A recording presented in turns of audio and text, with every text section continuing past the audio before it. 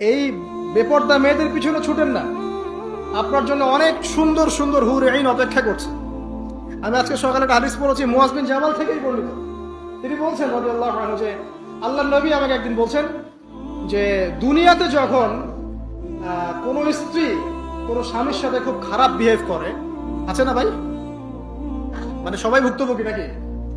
আচ্ছা, এরকম যখন হয় তখন জান্নাতে তার যে হুর আছে, ওই মুসলিম ব্যক্তির জন্য জান্নাতে যে হুর আইন আছে ডাগর ডাগর চোখওয়ালা, ওই হুর আইন অদৃশ্যভাবে বলতে থাকে এই মেয়েকে উদ্দেশ্য করে যে তুমি ওকে কষ্ট দিও না, তুমি ওকে কষ্ট দিও না, কারণ সে তোমার কাছে কয়েকদিনের মেহমান মাত্র, অচিরেই সে আমাদের কাছে চলে আসবে।